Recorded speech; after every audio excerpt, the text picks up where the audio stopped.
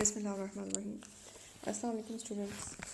आज हम देखेंगे कि सी एन ग्रुप्स क्या होते हैं, क्योंकि मुख्तलिफ ग्रुप्स हम पढ़ते हैं ग्रुप थ्री के अंदर। तो सी एन ग्रुप्स के बारे में थोड़ा सा इंट्रोडक्शन दूंगी कि सी एन ग्रुप्स क्या होते हैं।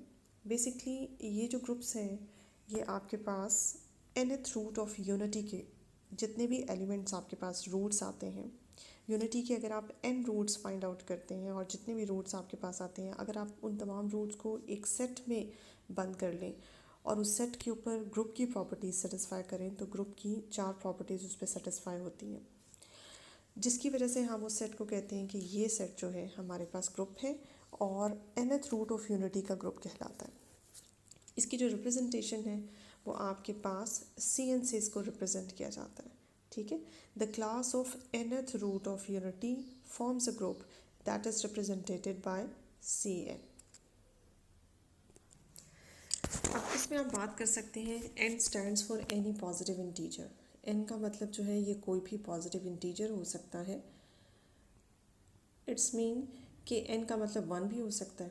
अगर n का मतलब 1 है तो फिर ये फर्स्ट रूट ऑफ यूनिटी बनता है।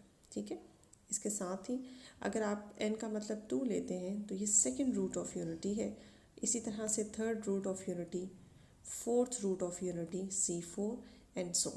ठीक है, इस तरह से ये क्लास है आपके पास। सी एन जो है वो रिप्रेजेंट कर रहा है इस तरह के तमाम क्लासेस जो कि nth रूट ऑफ यूनिटी से रिप्रेजेंट हो रही हैं। n की जगह आप कुछ भी first root of unity, second, third and fourth and so on. इसमें हर सेट जो है अपनी जगह एक क्लास है। जैसे C1 की अगर मैं बात करूं तो C1 जो है वो फर्स्ट रूट ऑफ यूनिटी है। फर्स्ट रूट ऑफ यूनिटी में डेफिनेटली कितने रूट आएंगे? एक ही रूट आएगा। सेकंड रूट ऑफ यूनिटी की क्लास में कितने रूट्स आएंगे यूनिटी के? 2 ही रूट्स आएंगे। थर्ड रूट ऑफ यूनिटी में आप यूनिटी की जब थर्ड रूट फाइंड करते हैं तो उसमें 3 रूट्स आते हैं और सिमिलरली यही प्रोसेस चलता है, फिर फोर्थ रूट्स आते हैं एंड सो ऑन। इसमें से हर क्लास जो है वो अपनी अपनी जगह पे ग्रुप बनाती है और उनको फिर जनरली सी एन से रिप्रेजेंट किया जाता है। तो इसको समझने के लिए कि किस तरह से ये ग्रुप बनाते हैं, ये क्लास किस तरह से बनती है और इस क्लास के एलिमेंट्स किस तरह से ग्रुप बनाते हैं, इन तमाम बातों को समझने के लिए हम एक छोटी सी एग्जांपल लेंगे। C3 के एग्जांपल मैं आपको लेके बताऊंगी कि क्यूब रूट ऑफ यूनिटी के ऊपर एनालिसिस करेंगे और फिर इससे हम समझेंगे कि किस तरह से सी एन क्लास होती है और उसके एलिमेंट्स किस तरह से ग्रुप बनाते हैं। ये देखिए जी, हम C3 को चूँकि डिस्कस करने लगे हैं तो इसलिए आपने इसके लिए एक इक्वेशन कंसिडर की है। इसके लिए इक्वेशन कंसिडर की है जैसे कि C3 stands for the cube root of unity का कलेक्शन होता है। तो क्यूब रूट ऑफ यूनिटी हमने ऐसे बनाया और हमने सपोज किया इसको एक इक्वेशन की फॉर्म में हमने जनरेट कर दिया। हमने कहा कि लेट करें कि x जो है वो क्यूब रूट ऑफ यूनिटी के बराबर है। उसके बाद नेक्स्ट स्टेप पे हमने क्या किया, हमने इस क्यूब को ख़त्म इसको 1/3 पावर ख़त्म करने के लिए हमने दोनों तरफ क्यूब लिया और उसके बाद ये इक्वेशन आपके सामने जनरेट हुई है। इस इक्वेशन में आप देख सकते हैं कि आपके पास x की हाईएस्ट पावर जो है वो 3 है। जिस भी इक्वेशन में वेरिएबल की जो पावर होती है उतने ही उसके रूट्स निकलते हैं। आपने इसको क्यूब का फॉर्मूला लगा के यहाँ पे स्प्लिट कर लिया। सेपरेट करने के बाद एक वैल्यू जो x की वेरिएबल की निकलती है वो आपके पास 1 है और दूसरा आपके पास क्वाड्रेटिक इक्वेशन है।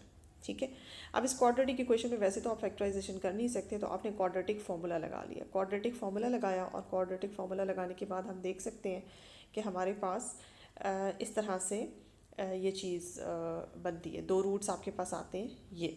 अब ये दोनों रूट्स जो हैं ये आपके पास कॉम्प्लेक्स रूट्स हैं। ठीक है, एक रूट आपके पास ये आया है 1 और 2 रूट्स जो हैं वो आपके पास ये आए हैं। तो टोटल आपके पास कितने रूट्स बन गए? ये आपके पास 3 रूट्स बन गए। आपने देखा कि हम किस तरह से क्यूब रूट ऑफ यूनिटी का क्यूब 1/3 पावर लेने से हमारे पास जो रूट्स आते हैं वो आपके पास यूनिटी का 1/3 पावर लेने से आपके पास 3 रूट्स आते हैं। इन तीनों रूट्स को अगर आप उठाएं और एक सेट में डाल दें, जैसे कि हम एक C3 सेट बनाते हैं और उस सेट के अंदर इन तीनों रूट्स को डाल देते हैं। पहला रूट है ये, दूसरा रूट है -1 + √3 आयोटा बाय 2 और तीसरा रूट है -1 - √3 आयोटा बाय 2। अच्छा, यहाँ पे -1 है जो कि यहाँ पे मिस हो गया। ठीक है, √3/2। ये 3 रूट्स हमने उठाए, इस सेट में डाल दिए, ये सेट जो है ये C3 का इसको नाम दे दिया। अब इस सेट पे चेक करते हैं कि आया ये सेट जो है ये ग्रुप बनाता है, ठीक है, ये भी चेक कर लेते हैं। और इसके एलिमेंट्स को लिखने के तरीके, एक ऑल्टरनेटिव इसकी रिप्रेजेंटेशन भी है, वो भी देख लेते हैं।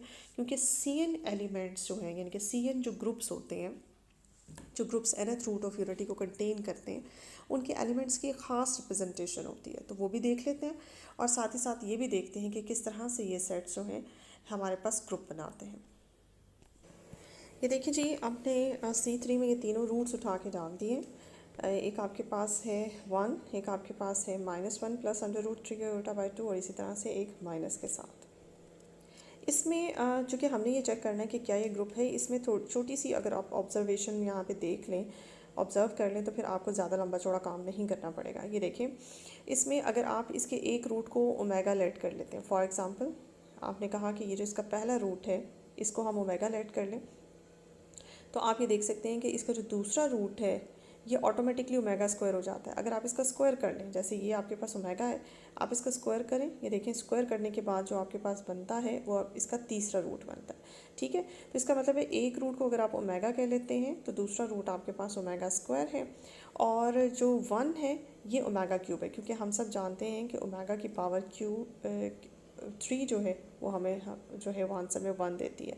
तो आपके पास अगर गौर से देखा जाए तो ये आपके पास एक साइक्लिक ग्रुप बन गया, that is being generated by omega. ये देखिए जी, इसको मैं ऐसे लिख सकती हूँ कि ये ओमेगा से जनरेट हो रहा है, सच दैट ओमेगा की पावर 3 जो है वो आपके पास 1 होती है। और इस ग्रुप से हम बहुत अच्छी तरह से वाकिफ़ हैं। ये आपके पास एक साइक्लिक ग्रुप बन गया जिसका ऑर्डर 3 है और जिसका जनरेटर जो है वो ओमेगा है। तो यहाँ से पता चल गया हमें कि C3 जो है वो हमारे पास एक ग्रुप बनता है, ठीक है।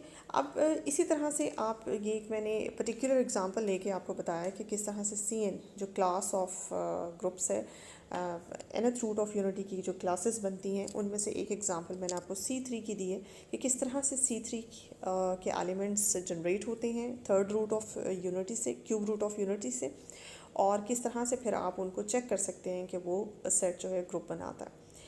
अब इसमें जो है, अब एक चीज़ यहाँ पे और क्लियर करती चलूँ कि जैसे मैंने आपको C3 के एलिमेंट्स बताए, इसी तरह से आप C4 के एलिमेंट्स बना सकते हैं, C2 के एलिमेंट्स बना सकते हैं।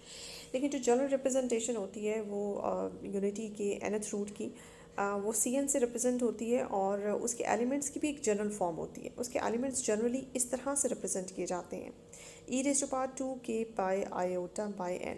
n के बारे में तो मैं आपको बताती चलूँ, ये n वही n है जो यहाँ C के सबस्क्रिप्ट में लिखा हुआ है, सेम वही n यहाँ पावर में आएगा 2k⁴n। और जहाँ तक k का ताल्लुक है तो k हमारे पास कोई भी पॉजिटिव इंटीजर होता है। अब अगर इसको C3 के ऊपर सेटिस्फाई कराएं और C3 के एलिमेंट्स जो हमारे पास ऊपर बने हैं वो किस तरह से इसी फॉर्म में लिखे जा सकते हैं, तो ये देखिए, अगर n का मतलब आपके पास 3 है तो हम यहाँ पे देख सकते हैं C3 कैसे बनेगा। C3 is equals to e⁻²k⁴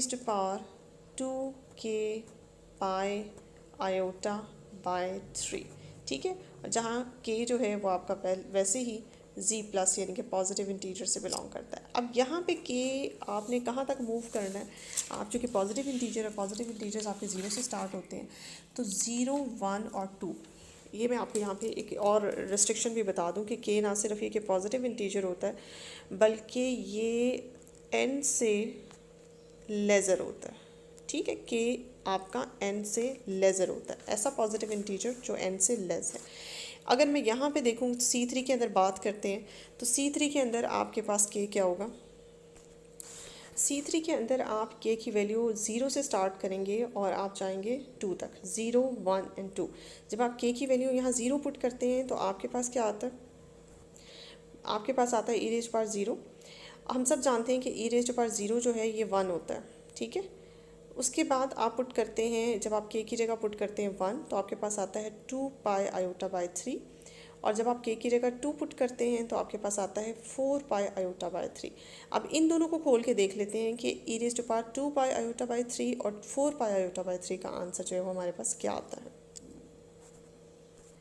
ये देखिए जी, आपके पास जो बना था e⁻2πi/3, जब हम इसको खोलते हैं, इसका फॉर्मूला लगाते हैं जो कि बनता है cos 2πi pi by three plus iota sine to pi by three. तो इसमें cos two pi by three का आंसर जो है वो 1/2 होता है और sign to pi by three का आंसर √3/2 होता है। इसको जब हम फॉर्म सिंप्लीफाई करें तो हमारे पास ये आंसर आता है। अब ये आंसर जो है ये क्यूब रूट ऑफ यूनिटी का एक रूट है जिसको हमने ओमेगा कंसिडर किया था। बिल्कुल इसी तरह से e⁻⁴ को जब हम उसका फॉर्मूला खोलते हैं तो आपके पास आंसर ये आता है जो कि ओमेगा स्क्वायर बनता है। अब हम यहाँ से बहुत आराम से देख सकते हैं कि हमने जो 3 रूट्स बनाए थे, देखिए e⁻0 1, e⁻2πi/3 2πi/3 जो है वो आपके पास बनता है